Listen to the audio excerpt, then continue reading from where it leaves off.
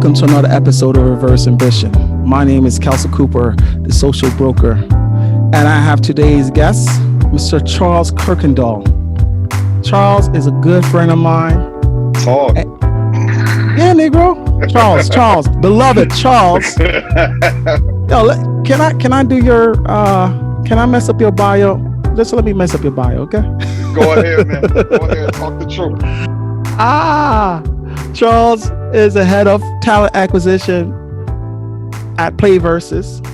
Outside of work, he continued his focus on making a broader impact, having created Black Man at Facebook while there, serving as a lead for Black in LA while there, and also founder of RNB House Party, a traveling party series for multicultural professionals to authentically celebrate our culture through shared nostalgia of R&B House Party.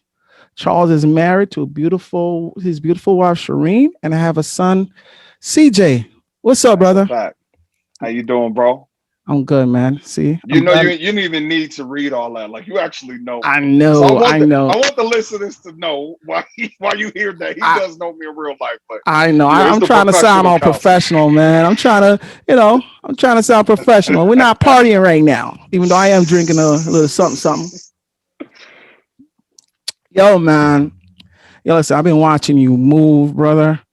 I admire your move, but I want the listeners to hear your journey. Mm-hmm. Take me through your journey in terms of where you're from, where you grew up, where you went to college, what you majored in. Got us to where you are now and whatnot, and how you got here. Oh, so I mean, that's a lot. We could be here for a minute, but I'll keep it somewhat brief. So, Charles Kuykendoll, born and raised Chicago, Illinois. I start there because Chicago is really what shaped me. That experience. Being in, the Midwest, the vibe that it has, the aura, everything about Chicago, I love. That is where I'm from. Grew up on the West Side, which is the hood, pre-gentrification. Where are you from? Come on, son, stop playing with me. I did not know. I thought it was there's a caveat. No, I was not no Beverly Hills. I was no suburbs kid. But from the hood. But we did have like a new house. On the block. It wasn't like I was, really, really, really dogging it, but we definitely was in the hood. And it just really was a crazy experience growing up, walking to the bus stop, seeing prostitutes, seeing sting operations, seeing drug deals go down. Like, I know it. I've seen it. Really? When you feel like you need to get off the porch because somebody about to shoot. Like, no, bro. Like, that's why I grew up. I mean, he's all bougie now. I didn't know he came from the rough side. I'm in Malibu now, but you know what I mean. I still have that street sense, but that's how I grew up, man. And it was just so dope that even in the midst of that, my mom kept us super laser focused. As somebody who at that point, hadn't graduated from college herself, but had always preached education and excellence and scholastic, and really just trying to focus and make something of yourself. So every morning when I woke up, my mom was like, "Hey, you either going to college or you going to the army, but you getting up out my house." Word. That was every day. Wow. My brother and I, we believed it. We knew that we turned 18, we had nowhere else to go if we weren't in college. And so that was where our focus was. And what that led to was us really being focused in the scholastic endeavors very early on. We both skipped grades. We were advanced. We both went to college at 16. My older brother is 16. You went to college at 16? Yeah, we both went to college at 16. He's 16 months older than me, but we were both super advanced. Going to college at 16, it sounds really great. But, I had some ebbs and flows. Like in high school, I stopped caring about school. I was focused on girls. I did that. Of course. Like, my whole priority shifted. But, it was great because we got off to an early start. So, Chicago, like I mentioned, go off to college, DePaul University in Greencastle, Indiana. That was the most impactful time of my life. Being in a place that really enabled my creativity. I would say before that, you know what I'm saying, in high school, like I led choirs and I did things. I was coming up with new and creative ideas. Like DePaul really was a space that enabled your creative juices to flow. If you had an idea, you could go through allocations board, get it approved, whether that was through, the fraternity angle, whether that was through my other organizational angle, whether it was through like, the choir that I was running, whatever you could get support for, get budget for, and be able to do it. And so to that extent, I just started coming up with crazy stuff like, oh, this artist should come to school. Oh, we should do this. We should partner up with these different organizations. Oh, word. That was when that kind of entrepreneurship muscle started just getting flexed in terms of me having ideas and figuring out strategic ways to get buy-in and support for it, and ultimately be able to execute it and make it lit. And so college was great to that. What was your major? What's your major at DePaul? Communications. Okay. I initially thought I was going into law. I always like talking, probably talk myself out of issues, talk myself into issues both. But after like my first class and what was the name of the class? Some type of class that has something to do with law. Part of me, I can't even think about it. But I hated it, and I said, "Oh hell no! If this is what I got to do, poli-sci. If this is what I got to do in order to be a lawyer, I'm not interested." So I was like, "Cool, I'll be communications, and I'll figure it out." And through that, I do internships for investment banks, and I was primarily a financial decision.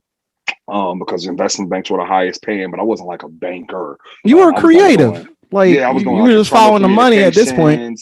Yeah, so they had like creative things in investment banks. So I interned for like internal communications, the things that they posted around the physical building. I know like we don't actually go to buildings anymore and things for work, but right. All the internal things that employees need to see, I would like edit them, wordsmith it, nice, copyright it to some degree. So that was cool because I was getting the somewhat big money at that point, what I considered to be big money, coming from Chicago, like nothing. And getting the experience that I wanted, but that was obviously 2008, 2009 financial crisis, and a lot of people losing their jobs at that point. So when it came to graduation, I was forced into being like an operations for an investment bank, which is completely different than doing communications. I had no experience, not super analytical at that point. So it was like learning on the job. It was crazy because I was communications major. That was in New York or that was in Chi-Town? That was in New York City. Okay, so that's what brought you to New York. That's what brought me to New York, working at the investment banks. And a lot of people from New York went to DePaul University. And they had a crazy vibe about them. I was pulled to New York. You were pulled. Like, they dragged you here, huh? When I tell you, I met them and I was like, oh, like I wouldn't even. I know, you don't gas New York. You know what I'm saying? I know how it goes down. And I would never have said this to them at that time, but I was really like, I thought they had a different vibe about them. And I was like, I need some of that energy. Like they just operate differently. And that's what drew me to New York. But they put me on game. Like they put me on game. I was a Midwest boy. Not to say we think a little bit smaller, but New York is just, they think bigger picture. They think broader. They think different. And I got to give them their credit on that. I mean, I'm just saying, you just came to New York and took it by storm, man. You got like a big personality. You know what I'm saying? You're friendly. Absolutely. And I think that Midwest vibe worked in New York very well. We're different people. You know what I'm saying? Like we're energy. We'll, a lot of energy. We're not as cool. Like New Yorkers, to some degree, if I had to critique them, I just bigged them up. Let me give them the opposite side. Like sometimes they take themselves too seriously. I wasn't that. You know what I'm saying? And so I brought a different vibe to New York too, because I was like, oh, y'all just listen to this banging ass song. And you just gonna stand there and look too cool? Nah, let's dance. Dude, I still got a picture of you at a South City party. I believe it, going crazy. Going crazy. I was like, who is this brother bringing all the energy? I'm like, yeah. So if y'all don't know, Costa was the king of New York at one point, man. I know he's all cool and retired. Pass the baton, brother. Pass the baton. I was so happy to pass the baton, man. Kelsey had the joints in New York. So you know what I'm saying? That was one of the things that made New York so fun. You had the party, you had everybody who worked. You worked hard, you played hard. And so being in finance and being in operations, a space that I knew nothing about, it really pushed me to build an analytical muscle that I had never developed before. And to that extent, it wasn't fun work, but it was necessary work for where I'm at now. But we could get to that. So doing unfulfilling work, but building a skill set that will honestly set me apart longer term. but like just not passionate about the work. I was like, nah, I need to do something that I really enjoy. And I tried to get some internal mobility. Was trying to get them to move me into HR because I need to deal with people. I know that's what I'm good at. This analytical, this Oh, that's how Excel, you got your interest in HR formulas. from Yeah, there? it's not gonna work, but I really want to do like recruitment or something people oriented, marketing something. And they wouldn't give me a shot. And so I started looking externally. Shireen was going back to B school. Okay, hold In on. human resources. How did you meet Shireen? Because this is a met, major part of the story. And I want to make sure she's a major part of the story, brother. It is. So that is my wife. We met at work. So that Barclays Capital operations role that I got, she got too. So the first day, full-time job, putting on your suit. First day as a full-time employee. They put you in, it was a class of 50 interns or 50 new grads. It was 4 Black people. And one of them was so fine. Wow. And like 3 other women, they all my homies, but I saw Shireen, I was like, damn. Say word. Oh, nah, seriously. Now I'm like, okay, she's successful. She working where I'm working. She making what I'm making. What's up? Right. So we went through a rotational program for a couple of years while I was doing all those operations things that I hated. And then we both ended up at the same job 2 years in a worker. But this last job, she hated it as much as I did. But, I was, just going with the flow. Like, I'm like, I can't lose no job. I can't take no risk, I can't go back home. Mama said, you got to go to college of the Army. I can't go home. I don't know what I'm going to do. I just got to work and figure it out. Your mom's going to make you enlist or whatnot. And she was like, nah, I'm about to try and go get my master's in human resources and pivot my career. I just can't do this. So she went ahead and did that. And then there was an opportunity that they reached out to her for, but she had already gone to B school. And so she so by this time you guys were together? Yeah, we had just started dating. We may be like 3 months into dating. How did you express your wow, intentions? You get it deep. Come on, brother. So, we keeping it real, man. I need high text. So I was HR inappropriate. Oh my God. I think the energy was palpable between the two of us. And if you were like a colleague on the floor, you probably was like, are they messing around? It was one of those, like, this don't feel right. Like, why is he so mad or what? But we weren't together. So I had somebody that I was seeing at that point. And I was just really feeling like I was falling in love with. So she started as your work wife, huh? So bad. She could be like, I was nobody's work wife. He was trying to work me.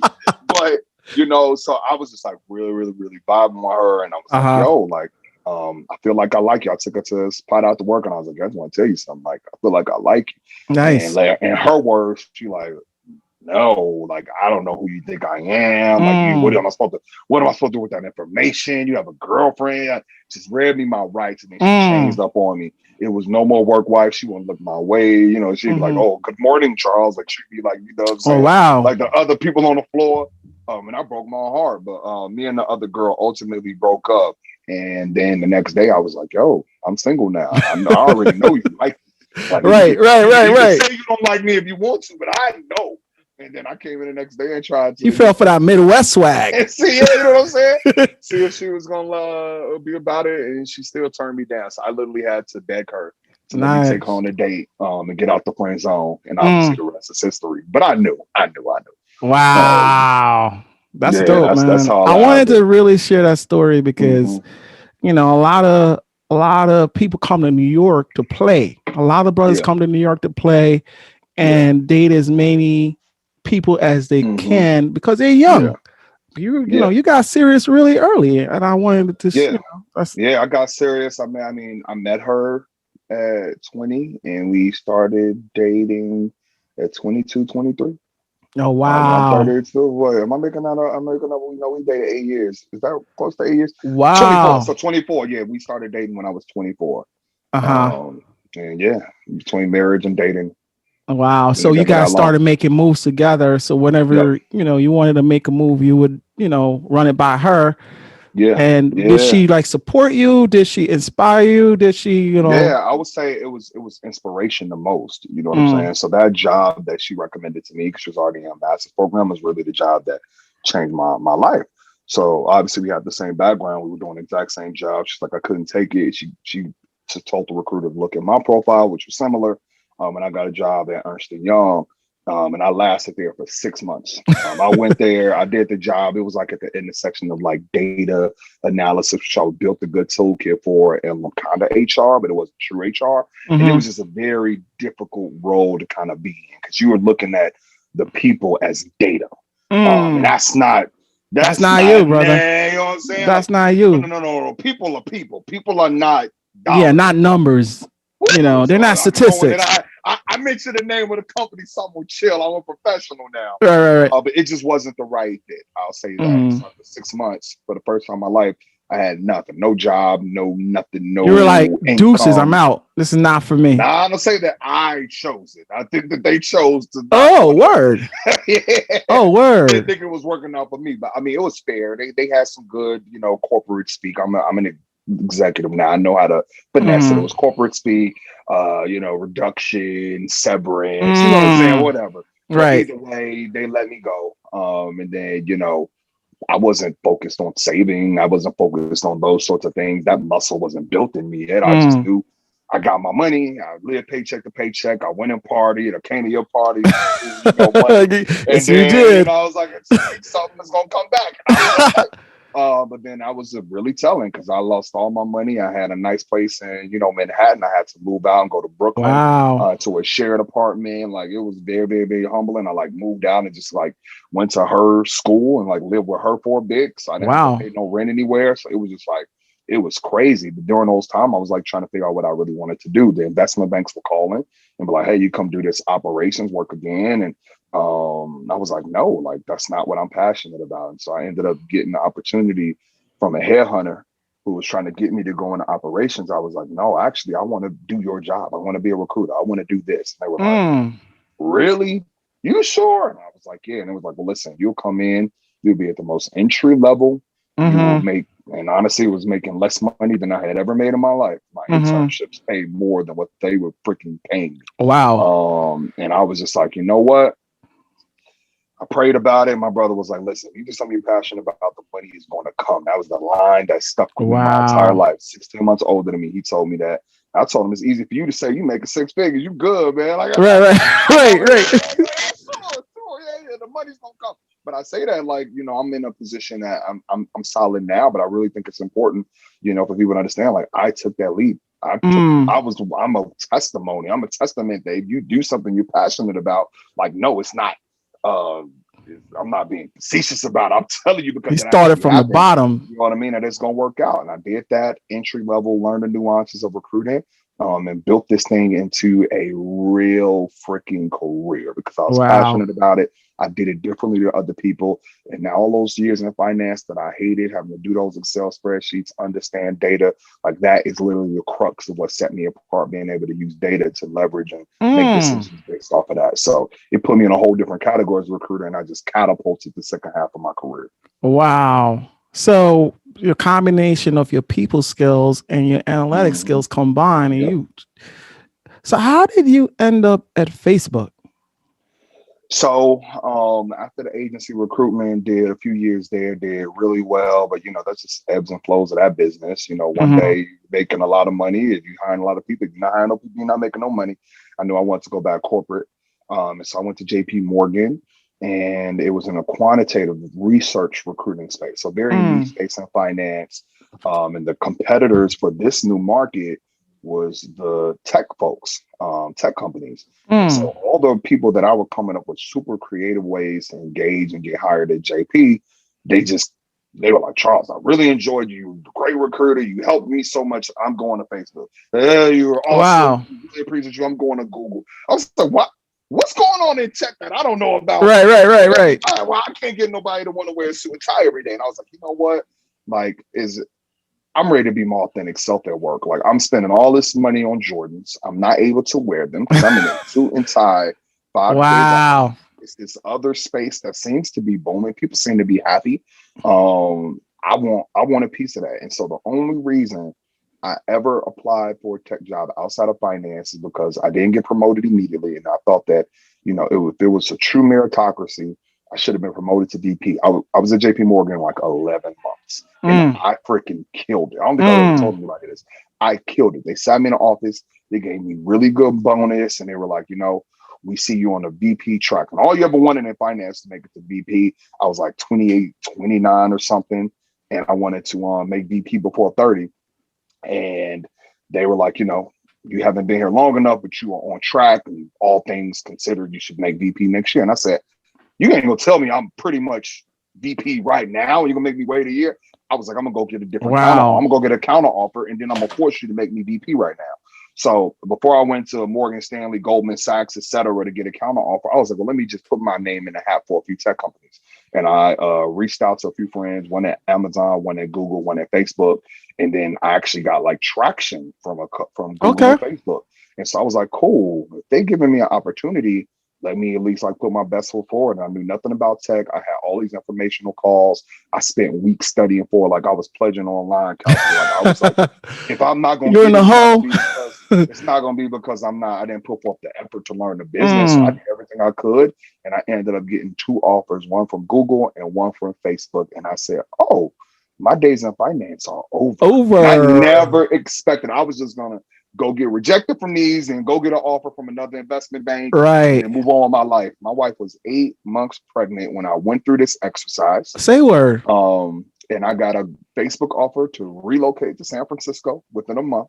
And I got a Google offer to relocate to Austin within a month while she was 8 months pregnant. So if you want to talk about a true partner who really like aligns and believes in your dreams, and that really impacted her job. She's just as successful, if not more successful than me. She was assistant vice president at Bank of America. And she was like, you know what?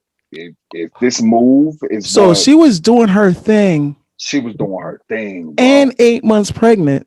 And my knucklehead self like, oh, I want to take this job in the bay that's going to cause you to have to leave your job and just let me kind of follow this dream of mine. And so that's humbling, bro. Like, I still don't know how she did it. People be interviewing me, but I'd be like, y'all need to interview that woman. Well, she's different. This is the reason why I bring her in here, because, I see you guys, how y'all move as a couple. And I don't, I don't want to understand how you guys did it, because you guys are so like one, but I know somebody had to make sacrifices for the other. Absolutely. But that was the greatest sacrifice ever, is allowing. What was her reaction when you told her about the opportunity and that you would probably have to move? Well, she knew that there was potential for relocation. She always made it seem like, hey, Charles, like, you are my husband. You're the head of the household. Like, I'm going to allow you to make this decision. Wow. Honestly, 100%, Kelsey. It wasn't until last year. So we talking 4 or 5 years later, we were doing an interview for Black Love Doc on OWN. That's actually coming out in a little bit. So when just giving a little plug there, the producer asked her that question. And she, for the first time, told me that she never wanted to do this, but she didn't. Whoa. Wow. What? She told me that she never wanted to do it. But first of all, where's Sheree from? She's from New York. New York.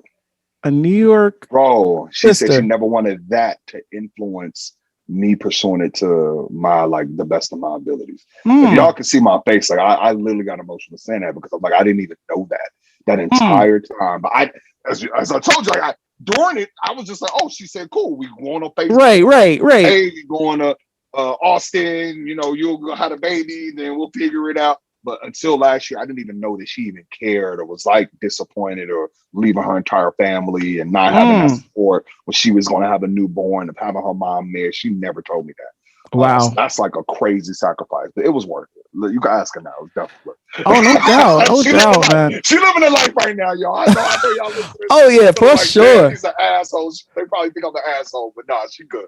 No, man. I love this story, brother. I love this story. And I mean, as much accolades as you get, I think she definitely should, have equally, if not more. She's your Michelle Obama, brother. That's a fact. Period. So y'all moved to San Fran, 8 months pregnant. How was that transition? Oh, it was different, man. Like when you go live in New York, and it's this thing that we call the, the young Black community. I was just under the impression, because that's where I lived as an adult, that was just everywhere. Uh-huh. And I had never even stepped foot in San Francisco until we moved. I didn't Mm. interview in San Francisco. I actually interviewed for Facebook in Redmond, Washington. Mhm. And I told them that I would never live there. And so they were like, well, what about our headquarters? And I was like, cool. So the first time I ever stepped foot in San Francisco was when I accepted the Wow. phone. So You I had was any just like, connects there?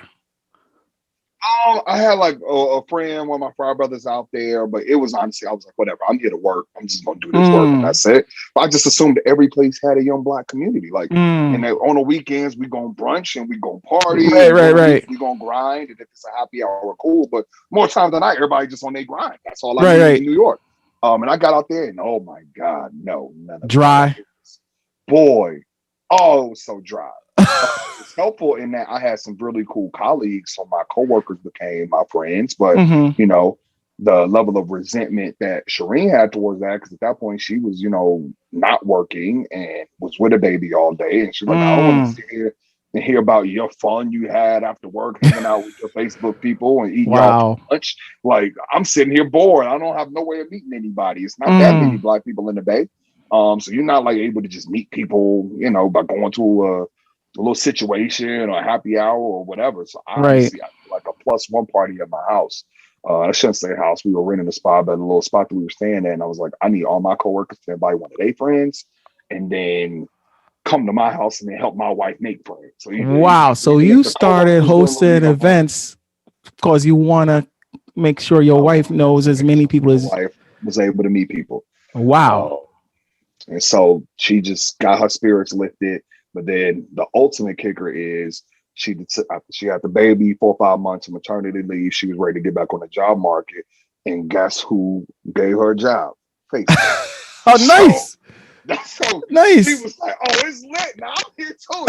Don't take over." I was like, "No, this is my domain." Wow. They saw the talent in her for sure. We both working at Facebook. We were like the first family of Facebook. They had us recording stuff. It was a time. I love that experience so much. Yo, Charles, you brought the party to Facebook, man. Oh man, we lived listen, you will never hear me say a bad word about Facebook. It was an amazing time, amazing company culture. I created Black Men at Facebook, just continue to build community there, got endorsements, some really cool things. And we were constantly traveling to LA while we were living in the Bay. And as much as we hated the Bay, like it just was not fun. I did a party there, I brought RNB House Party there, and it was just like it wasn't the same as in other cities. And I'm not saying every party is built equally. Every party is not going to be great. Like that was just like so different of a vibe. And I was like, it ain't me. Now I know, like, listen, I'll know when it's me or I was like, it ain't me. It's y'all. So we just after that. But we just kept visiting LA and was having a blast. And we were like, okay, our next move, we need to move to LA. Just the weather, the vibe. That was where we knew we wanted to be. And I got opportunity to take on a senior level role at Airbnb, pre-IPO company, doing incredible things at this point. All we did was Airbnb everywhere. And I was like, oh, this is dope. And to go through that opportunity, like, how did you get that opportunity? Honestly, people were just hitting me up. I was just doing well at work in tech finally, showing up everywhere on LinkedIn, doing impactful programming and projects. I just started getting hit up by recruiters for so many companies. Oh, wow. Honestly, it was a choice. Like, and that's why I said, when you do really good work, like things shifted for me. And it was honestly me choosing Airbnb. So. Wow. Okay. So how long you were at Facebook by then? Almost 2 years. 2 years. So it was an easy transition, being that Bay was dry. Yep. Wasn't you? LA was a better vibe. Yep. You probably had like a lot more friends out in LA. Yeah. Like I said, my coworkers in the Bay were my friends. In LA, I just had people already, and we would live a life every time we would come down here for a weekend. I was like, oh, we need to do this. We need to live this life. I wondered because you were killing. Listen, you didn't make Facebook look dry. You make Facebook look lit, brother. And I'm like, Facebook was crazy. It was a crazy time, bro. But you were like, nah, I'm over this. I'm gonna go to LA. How was that transition? It was great, and I mean, this is a hot take, but if, Facebook wasn't really like thinking remote, a lot of companies have shifted, their thought process on where and how you need to work to be successful. But like if Facebook would have let me move to LA, chances are You I would have been at might Facebook. have still been there. Like honestly. But what was your question? I mean, how was that transition to LA Oh, the from the LA Bay? transition was easy. I have folks here. The LA life was different. Like on Wednesday, I'm in a party. This is obviously this is right after Nipsey got his Grammy, and rest in peace. Mm. God bless his family. But he was nominated for the Grammy. I'm in LA and I'm at a party for 100 people with him, Jay-Z, Snoop Dogg, T.I. It's 100 people there. Wow. Not 5,000, 100 people. Wow. Intimate. Five band, intimate, and I am 10 feet from Jay-Z, Nipsey, Snoop, T.I. Nice. Everybody around. We just catching a vibe. And I said, oh, is this what LA is? I can do this because this is just different. And so I came down and the scene was different. And even in New York, like, it was like, oh, you got to pay. Here it's just like industry events. You don't pay for stuff. You just show up. And I was like, Wow. oh, it was a different life. It was a different life. And so we fell in love there. We were out in the street. She was having a good time as well. She was having a good time. Like, you know what I'm saying? It was just like, oh, in the Bay, I would just expect her not to want to go. So I would always kind of be out by myself. And now, like, all of our LA friends are both our friends. She was like, you better find a sitter. I'm going. What you think I want to go? Yeah, let me ask you about that. I mean, you guys are young, definitely professionals, and you guys are very social. How do you do that with a young, child? Yeah, well, my son's phenomenal. He's amazing. We don't just trust our kid with anybody. And being on the opposite coast from any of our family, my mom lives in Dallas, my dad and mom is in Chicago. Her mom is in New York. So it's been tough not having a support system, but we had to find ways and pockets where it's like we had to choose. All right, I threw parties. We haven't spoken too much about it, but like 2019, I did like 20 parties all across different cities. Yeah, we're gonna talk about that in a second. Some of which were with you, right? And so she, in those weekends, she's like, hey, that means I need to be at home. I need to just be going over to somebody's house. I got the baby all weekend because Charles is gone. But then when I had opportunities and she needs to go bachelorette parties or going out on a Wednesday girls' night, cool, I'm in the house. It was a humbling experience. You guys took turns. Seeing her be out when I'm just sitting at home with the kid, but we had to take turns and just find some good sitters that we trusted. But now my little brother's out here, so he really helps us out with CJ. It's definitely difficult when you have to make choices, make sacrifices. But I would say she definitely gave up more for me to be able to grow the business and be on the road the way that I was, pre-COVID, for me to be able to really make that into a success. Wow. All right, so before I go to RNB House Party, how was your experience at Airbnb? How was that culture? Airbnb was so good, man. Like, building something from 0 to 1. We had a fire team down here, new category, just the fact that everybody knew Airbnb for homes and where they stayed, how they were accommodated there, and then trying to shift people's minds to what it is that they wanted to do while they were in certain locations through an Airbnb experience. And what does that process feel like? What does that click through on the website feel like? And hiring the people that was going to be able to do that was just a super dope experience. And just like being able to build out another ERG group. But honestly, it existed, but like really doing creative things in the market, appetite for it. So, my as I was leaving, because I took over Airbnb Black at, like halfway through the first year, halfway through 2019. By Black History Month of 2020, I'm doing screenings with Ava DuVernay. Wow. What? I'm doing partnerships with YouTube. Like, it was just wild. It was wild, bro. Because you're in LA, bro. Like, it's so. Yeah, I had easy access to these people. Easy access to this stuff. And with a brand like that behind us, I was just able to do some very creative things. Nice. Black Excellence Brunch with Trail Thomas. I had, some people there. So it was just like, we were able to really do some fire things, and I loved it, and I did not want to leave, but I was just pulled to this Play Versus thing. Let's, how long were you at Airbnb? A year and 3 months. What made you leave? Like, Yeah, it's this guy. I say that facetiously because that is my friend. That is my brother. He's the CEO of Play Versus. His name is Delane Parnell. He's 28, young, one of the Wow. most smart people I've ever met in my life. CEO of this company. Play Versus is the official esports platform for high school and collegiate gaming. Pretty much, we're enabling students to win state championships playing video games in the same way that they could football, basketball, Mm. baseball. That's a level of inclusivity that no other sport can provide, being that you can, there's no height, weight requirements. It could be co-ed. And if you just have a passion for it, you get the opportunity to be a part of the team. Mm. That's not anything any other sport can say. He had Mm-hmm. this vision, got buy-in for it, raised 3 rounds of funding, $106 million. I was like, okay, now we At can 28? scale. He was younger than that. He's 28 now. So And that's crazy, it's a right? brother. He's a brother. Black man. Yes, that's what I'm saying. It's crazy. It's Wow. crazy. And so post that Series C, it was like, hey, I need to build a business. And we were just friends, and, we were hanging at Afro Tech. He'd buy tables at my parties, and he was just, from my opinion, just watching me professionally from afar. But he did his diligence, was like, hey, I hear you the best in the business, and I want the best, and I want you to work for me. I was like, whoa, Word. whoa, relax. I'm doing something great at Airbnb. Uh-huh. I am good. Honestly, just got here. You know what I'm saying? Right. Oh, thank you. But he was like, you sit on this. Like, when would you have the opportunity to A, help shape a company at this scale? B, like, what about the optics? You from Chicago, West Side, of having a Black CEO, a Black director of talent, and really showing these other companies what, a diverse and equitable and inclusive environment looks like, and having a seat at the table. Like, okay, cool. You can go. That's how he pitched you. That's how he pitched you. You could be a part of the cog, or you could come here and we could really hold these other companies accountable. Wow. And I just could not sleep after he said that to me. I couldn't sleep. Wow. I kid you not.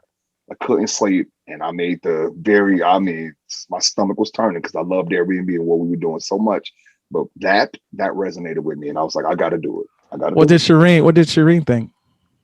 She was like, you crazy. Airbnb's IPOing. You got all this equity. We could be sitting really, really, really, really pretty. But if that's what you want to do. Wow. Once again, she deferred to your. She deferred to me. She defers to me on my professional stuff. Mm-hmm. She definitely understood that, though. You know what I'm saying? She's from the Bronx, New York. Like, what up? Thank you for listening to another episode of Reverse Ambition. I hope you enjoyed the conversation and got some inspiring nuggets. Wow. Before you go, though, please remember to subscribe so you'll be alerted when the next episode is dropped. You don't want to miss out. And remember, it's never too late to how big is your company? How many employees? Just about 100. Always leap back. Wow. Live your life with no regrets.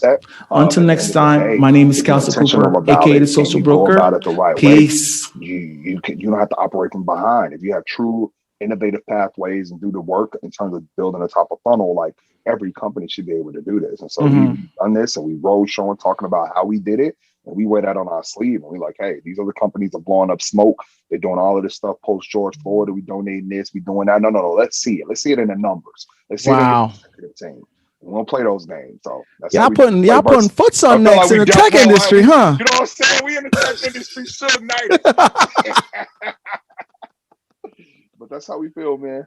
Wow. Okay. So how you feel, with this transition, Play Versus, and, what do you see, your role and Play Versus role in the whole tech industry in the near future? Yeah, I just see, just from inclusive and diverse workforce being, at the forefront of that as an example.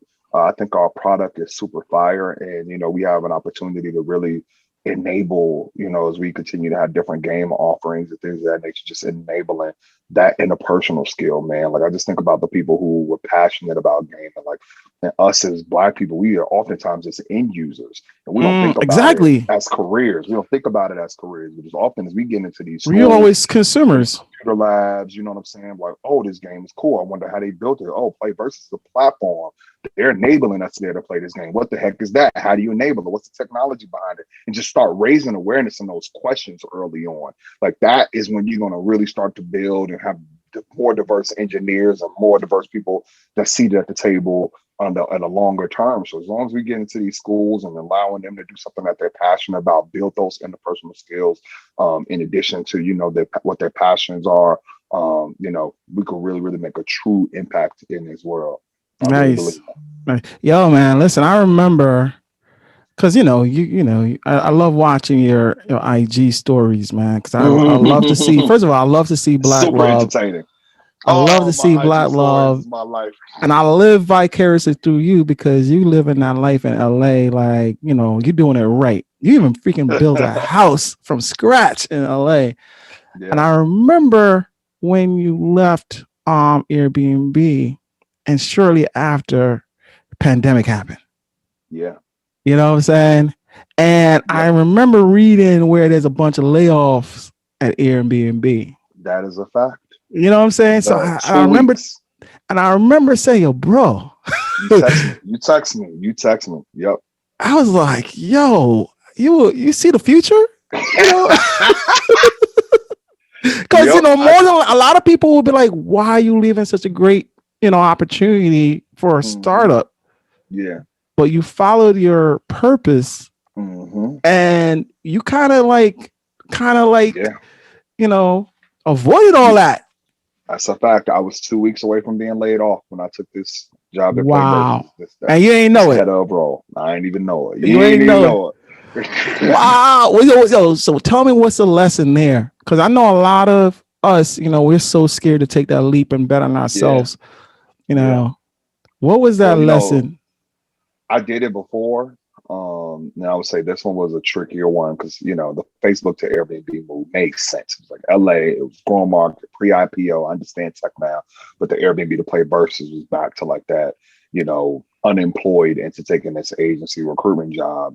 And it was just like, yo, I prayed about it. I have faith. I really, truly believed that this was the situation that was going to make a difference. You know what I'm saying? It wasn't a money play. You know what I'm saying? I think when people really focus on the money, that's when things don't necessarily go right and you don't have a good feeling about it. But I focused on the impact and the opportunity that existed, and the skill set that I developed, in this company that we really built an infrastructure. I'm a completely different leader and strategic thinker having gone through this last year than I ever would have been even if everything was perfect at Airbnb and I wouldn't have gotten laid off. So I just say, you do things for the right reason. You look back and be like, oh, okay, I made a good decision there. You know what I'm saying? Right. So that's just kind of how I view it. And I noticed that you're a man of faith. And, you said I noticed that you said every decision you make, you pray about it and you ask your wife. How important is faith to you as you make this journey and in terms of impacting culture, in terms of changing, the game?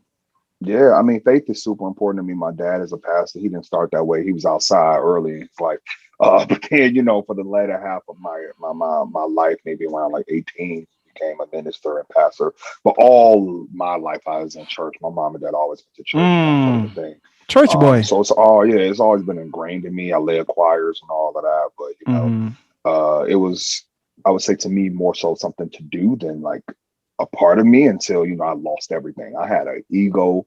I had a finance. You have your business cards. I know the young folks don't even know what business cards are. You know what I mean?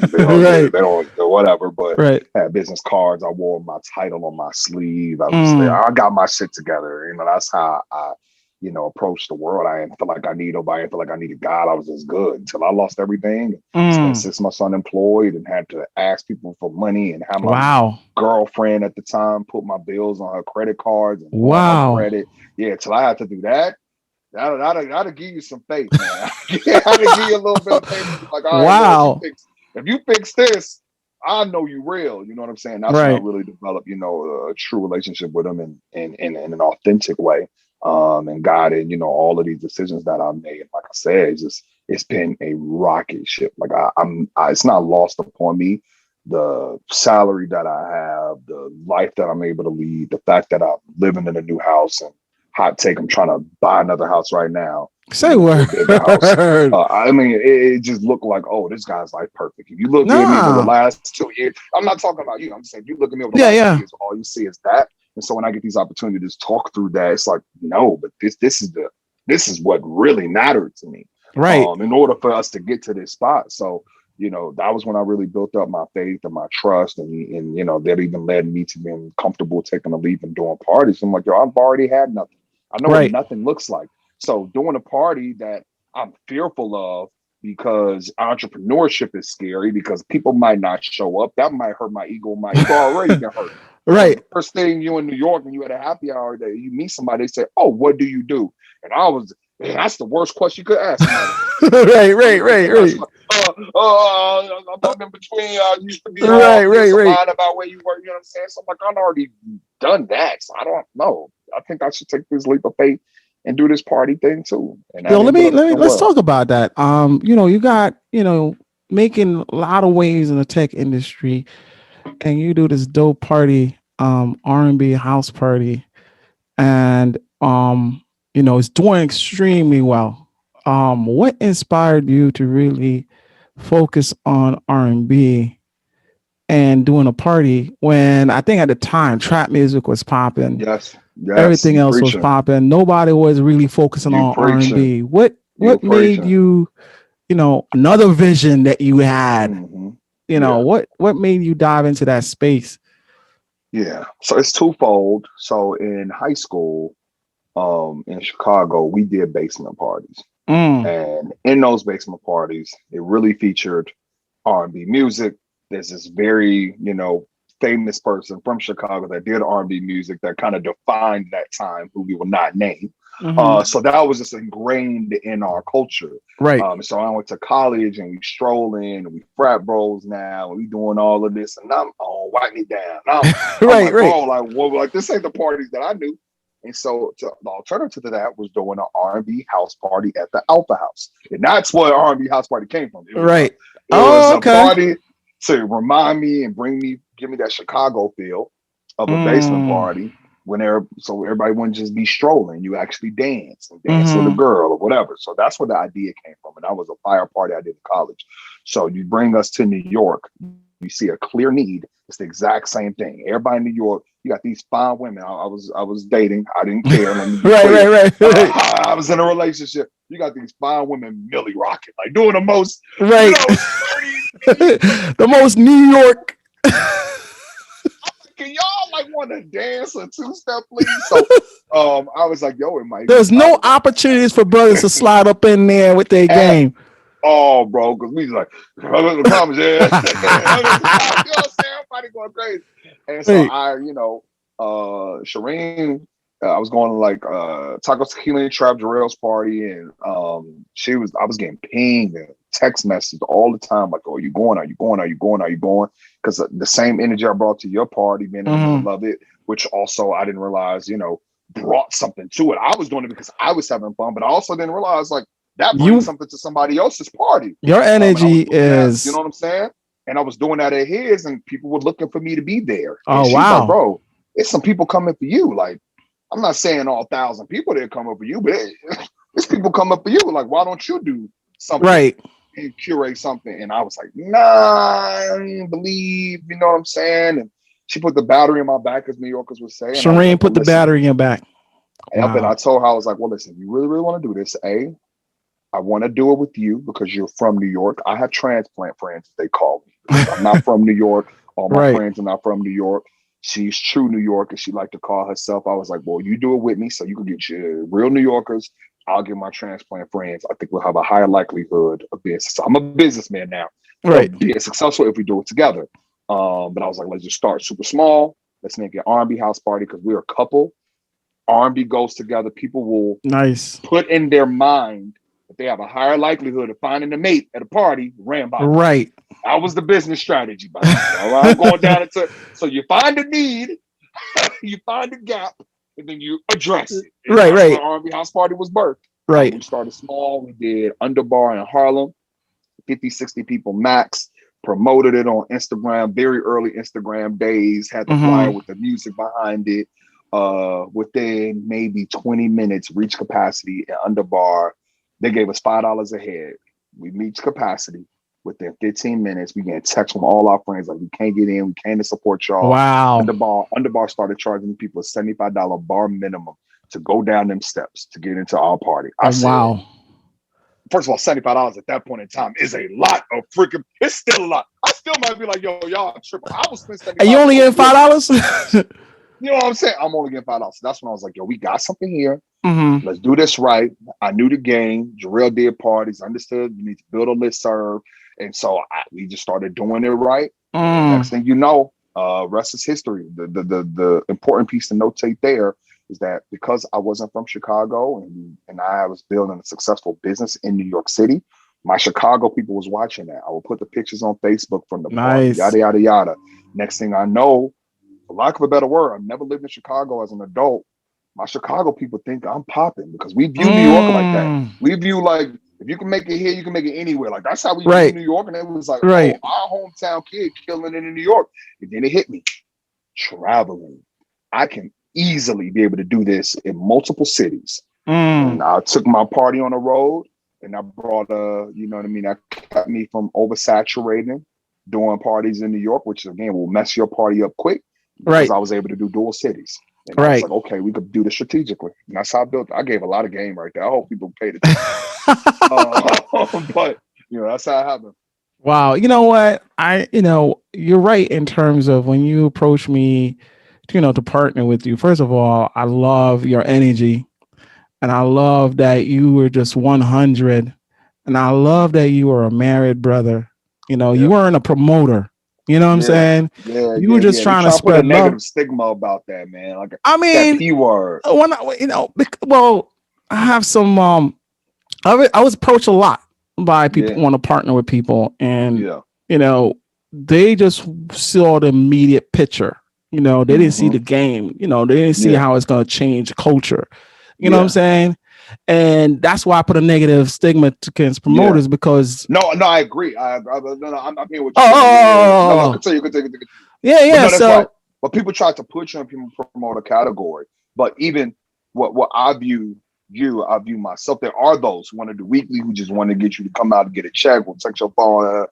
I'm an event curator. You're an event curator. We try and create an experience. Spend hours thinking about the music that should be played and what song could create a moment if you put this and that back to back to back. And I'm not a DJ. I can't DJ for the life of me, but I understood the flow and be able to build. But you were a great host. You know what I'm saying? So that's what I'm saying. So it's just like we put time into it. So we try and minimize you to like a promoter. And there are those that do that. Those are the people that came to you like, yo, Kelsey, you got 1,500 people at your party. Oh, let me get in with him because then we split that 2 ways. I'm gonna be happy. No. Yeah, it's bigger than the check. It was never about money. And it wasn't even about popularity. I'm actually an introvert. I love staying home. Promoters like, how come you don't support my party? I'm like, yo, I don't go out. I love staying home.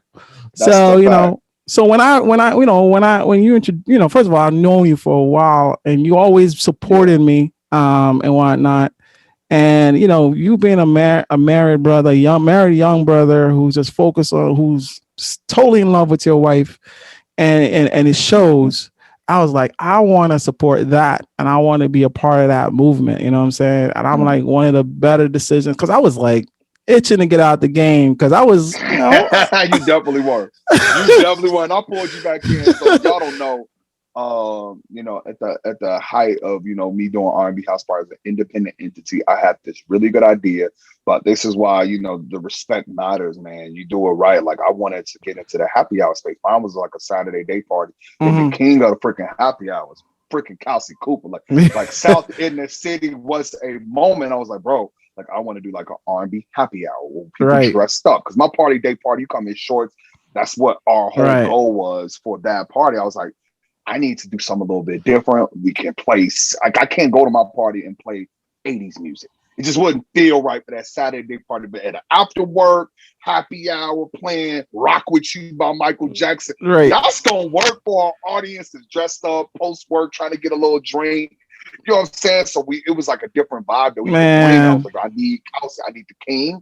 of after work to do this with me, and we gonna create something, bro. Yeah, and the man. streets love What? I was like, what? One old, if you lived a life, bro, out of there by 9 o'clock, and people's like, I could get home and stay in the house the rest of the weekend because what y'all did between the hours of 6 and 9. Man, it was dope. It was special, and that's what I love. Yeah. It was something that was not only a party, it was a movement, and it impacted people's lives, not only right then and there, it impacted people's long term. Mm-hmm. You know what I'm saying? And it promoted Black love, and it promoted Black culture in a dope way, man. That's what I loved about what you do, man. So what's your plan, bro? What's your plan for R&B House Party? I mean, it's doing well, you know. Yeah. I'll say, when the pandemic first hit, I was like, cool, I'll just wait it out. Like, and I had done 20 cities in 2019, 2020. I had crazy plans. I was in talks with a liquor brand to sponsor like a 10-date tour. Like, I was signing up to 10 dates, seeing bread that I had never thought I would see. Wow. And you're already making bread at your 9 to 5. I have a full-time career too. So, I mean, you're doing a lot of math, Kelsey. You're doing a lot of math. Oh, yeah. I'm counting your money, brother. I'm counting your money. You talking about, I'm about to buy another house. I'm like. To be clear, it did not happen, right? But it was a forced opportunity for me to chill out because it was just a lot of work. I was not at home. I was not spending no time with my kid. It was just like, I come to work, then I'm planning my stuff. I'm flying out on Thursday night. I'm back Saturday morning. I'm sleep all day Sunday. I'm back working Monday. Like, that was just it. That was my life. I was just doing it, and it was paying dividends. So 2020 with the pandemic, I was like, cool, I need a break anyway. Let's wait it out. And just my persona, I'll say, was really about pushing my brand. I was synonymous with RNB House Party. I hosted, Charles doing another party. I leave this city. Next thing you know is another flyer for the next city. That's all I posted. It was like, I'm doing this, I'm doing that. Right. And then for a year, I just got to post me and my family and what that has done for my personal brand, because it wasn't party related. It was just like, hey, I'm hanging out with my friends. Oh, this guy's fun, not in a party setting. He's fun watching, basketball. It's good content. Oh yeah, you bring the energy, brother. And so from those efforts, like out of nowhere, I've gotten opportunities this year, like be on Wheel of Fortune, to host a new show that's about to come out. On Facebook Watch, and like obviously I mentioned Black Love doc that's about to come out, like on OWN. So like real stuff's happening because I was forced due to this pandemic to really like slow down the party stuff. And I think that there's a space for that to come back. Again, I don't take this thing as a joke. People have lost their lives. People have lost loved ones. And I just don't want to put nobody at risk. I want it to be clean before I, go back that angle. And I'm just not super big on virtual either. You know what I'm saying? I did a few things during the pandemic, but it was to raise money for people who lost their jobs and being able to just give them money through the money I was able to raise through my network of my business. But if we're gonna go back outside, I want it to be under the pretense of safety. And I know it's gonna go wild from a party perspective. But I'm just happy about how this is helped elevate, my personal brand, Charles the person, Charles doing the podcast. Before none of this stuff was happening. It was It was all about the parties, you know what I'm saying? And I think that sharing my story, sharing a little bit more about me has been super helpful. And people thinking I'm somewhat of a decent dude. So you have, first of all, you gotta tell me if you can, how the Wheel of Fortune opportunity came, as well as you said you were about to host a show. How you know? I don't know if you want to share a little bit. I mean, it's coming out next week. That's what they say, but they pushed it back from this week. It's supposed to come out today, actually. I don't care. I mean, it's gonna come out. It's with the Shade Room at Facebook Watch. It's their first show ever. It's called The Shady Brunch, and I'm the host of it. And we put top Black chefs through a cooking competition where they cook with a shady ingredient. That put into their food and some Southern cuisine that we all know and love. And then we have a panel of shady judges who judge the food. Oh, wow. So, that's dope. Another forward-thinking opportunity. I didn't create the concept, but I'm just the host. But it was so fun to film. I think it's going to be super engaging. It's going to debut on Facebook Watch It's good to see faces like us, coming full circle with Facebook, right? Coming full Right, circle, right. having some really good, more diverse content on the platform. Obviously, Jada and them going crazy with Red Table and the Ball and the family, the Ball brothers. But this like in the cooking space, there's just so many people like our people of color in that space. And I think it's a great opportunity for a disruption of some fire black I think that's your new. It's not beloved no more. It's disruption. Charles Disruption Kuykendoll. Like, right, this disruptor. But you know what I'm saying? First of all, I'm calling it now. Mark my words. Okay. This show is gonna be dope because I know what you bring. I know, and I know what you bring to the culture. I appreciate that. And I know people are gonna love what you bring to the culture, especially after they they know about your journey and whatnot and how you got to where you are. So so Wheel of Fortune. Yeah, so I mean, we got an agent. You went to LA and did a LeBron. I was waiting on the agent. I said after these shows, I'm trying to get an agent to be strategic about the opportunities. But Wheel of Fortune, honestly, the pandemic has assisted with those type of opportunities because they want local LA people who get rapid tested. People just be quick to it, and they wanted to still get a season out. And so they were like, "Oh, we just doing LA casting only this year." Normally, it's the entire freaking world that tries to get on Wheel of Fortune. They kept it to LA. They were looking at their demographics, I'm sure, felt like they needed more black men, reached out to a casting agency. The casting agency that got us on Black Love was like, we're looking for black men and women for Wheel of Fortune. My wife was like, no, you need to sign up. I was like, whatever, I don't even watch this. I'm not good at this. I'm not good at tricking, bro. I'm a smart, analytical mind, but I'm like, when it comes to that type of stuff, that's not it. Signed me up. I went through the process, and they were like, "You filming end of January," and I did it, and I won us some free money. Now, I like money now, so I was like, "I'll go try and win some money." And I won $5,700. So that's okay. I'll take it. I will take it. Yo, I was seeing all the love that you were getting on Instagram, man. Yeah, I wasn't expecting it. It's been crazy. You even did a watch party and whatnot, for your joint, brother. I feel like people are looking forward to just being around you and Shireen and CJ because of what you guys represent in terms of for the culture and, in terms of, being a disruptor in the tech industry. And now you're going to be a disruptor, and everywhere else. Television, baby. That's next. Wow. Okay. So let's talk about that. What's next for you, brother? What's next for, Charles, the disruptor? Man, just keep the family first, being authentic to myself. Just having an opportunity to really just see like you being you is the skill set. Like nobody can steal your shine. Nobody's gonna take an opportunity that's not meant for you. You know what I'm saying? You big people up, you treat people right, you do right by people, and the universe, God, whoever you want to say, is gonna bring that back to you tenfold. Sound like Will Smith right now, brother. And that's truly how I feel, man. And I've seen it in practice, like not being jealous of other people, trying to do what you can to help other people, going out of your way, to do informational calls for people who are trying to get in the tech space, because I was there before. And as I continue to ascend, I needed that humble moment, man. And I reflect on that.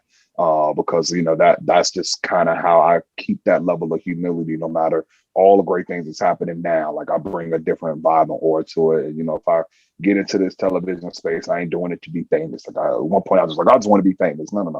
I'm doing it to make sure God's elevated, my family's elevated, and if everybody else they good, I'm good, man. So man, that's what it is. Listen, I'm glad I booked you now, bro, because your price is about to skyrocket. You're annoying. You're it's about it, brother. I would not charge you. Stop playing. Nah, with me. man. Like agent, he might charge you. Exactly. You ain't get that agent yet, because you'd have been like, yo, talk to my agent. Here's my agent number. Yo, man, listen. I love your journey, man. I love watching it, and thank you for sharing it. On this podcast, but definitely thank you for sharing it on your social media. It's definitely inspirational, man, and that's why I said I need to get Charles on here, because he did something different. You know what I'm saying? and he's getting rewarded for it. And I feel like the culture needed to, learn what he did different. And you dropped some jewels, bro. I appreciate it, man. Well, it was a pleasure. I'm gonna get to the mix. I'm still in LA, man. I got to get outside, even on the weekend. Yeah, you about to go. You about to go figure out how to get that second house, huh? Get off my line. Yo, man, yo, continued success, man. Thank you, bro. And I love watching you win. I love watching the family. I tell Shireen, I love her. I love whatever you're doing, and just continue, on the trajectory up, man. I appreciate it. I appreciate it, brother. Have a good one. All right. Peace. What up? Thank you for listening to another episode of Reverse Ambition. I hope you enjoyed the conversation and got some inspiring nuggets. Before you go, though, please remember to subscribe so you'll be alerted when the next episode is dropped. You don't want to miss out. And remember, it's never